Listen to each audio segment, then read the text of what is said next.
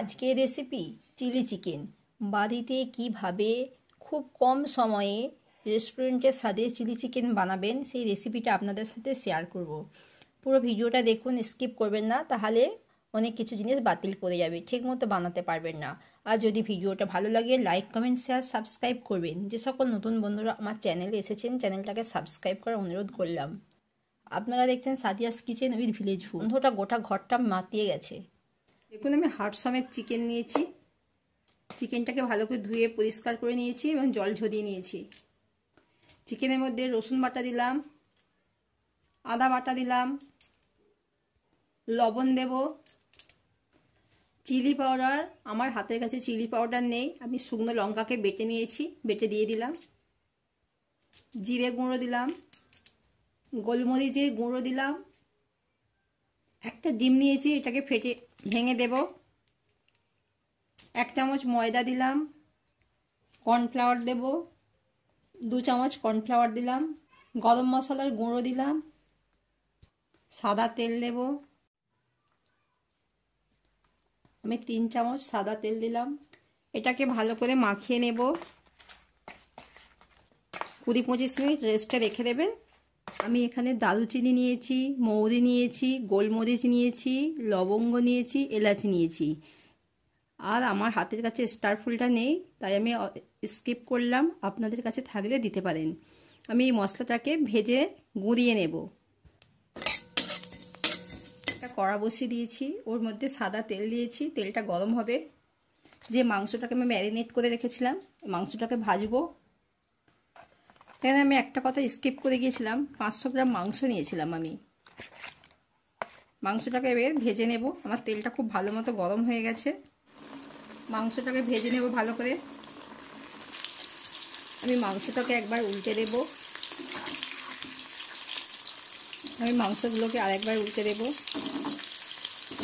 এভাবে আপনারা উল্টে পাল্টে মাংসগুলোকে ভেজে নেবেন।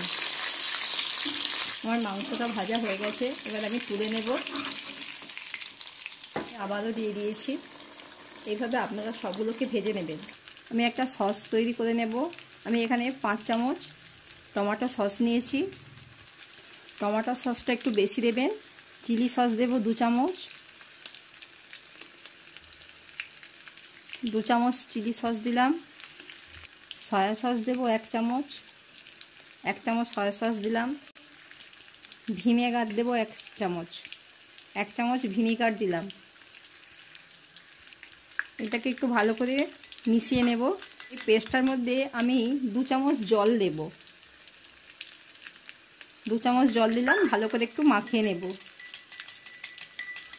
আমি 1 চামচ কর্নফ্লাওয়ার নিয়েছি, এটাকে জল দিয়ে গুলে নেব। অল্প একটু জল দিলাম, জল দিয়ে একটু গুলে নেব। কর্নফ্লাওয়ারটা বেশি দেবেন না, তাহলে ভালো লাগবে না খেতে, অল্পই দেবেন। আমি 1 চামচ দিয়েছি। আমার মাংসটা ভাজা হয়ে গেছে।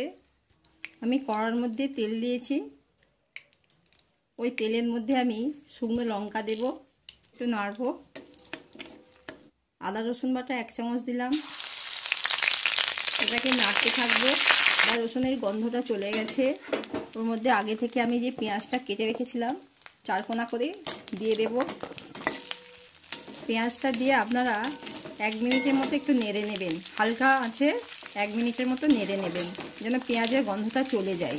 একটা বড় সাইজের ক্যাপসিকামকে আমি কেটে নিয়েছি, দিয়ে দেব। এটাকে দিয়েও আবার ভালো করে নাড়বো। কাঁচা গন্ধটা চলে যাওয়া পর্যন্ত আপনারা হালকা আঁচে নাড়তে থাকবেন। আমি এই সময় লবণ দেব, আবারও ভালো করে একটু নেড়ে নেব। এই কাঁচা গন্ধটা যেন চলে যায়।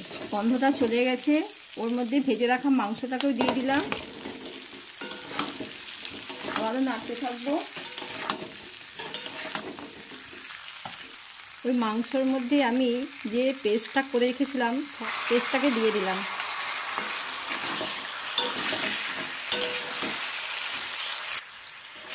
এটাকে ভালো করে মিশিয়ে নেব। এভাবে আপনারা উল্টে পাল্টে একটু মিশিয়ে নেবেন। ভালো করে মেশানো হয়ে গেছে।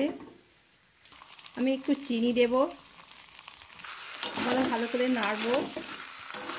ভাজা মশলার গুঁড়োটা দিয়ে দিলাম, আবারও ভালো করে নাড়তে থাকবো যেন মশলার গন্ধটা চলে যায়।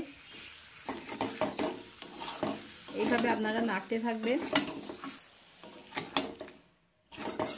আপনারা গ্যাসের ফ্লেমটাকে মিডিয়ামে রেখে মাংসটাকে রান্না করবেন, খুব বেশি জোরে দেবেন না। এই স্টেজে আমি একটুখানি জল দেব, মাংসটা যেন একটু সেদ্ধ হয় ভালো মতো।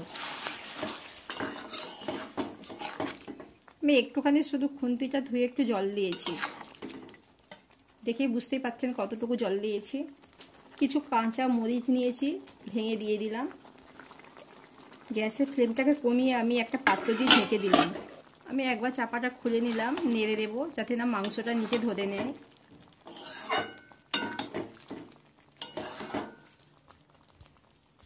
আমি একটু লবণ দেবো, আমার লবণটা কম হয়েছে, মিশিয়ে নেব।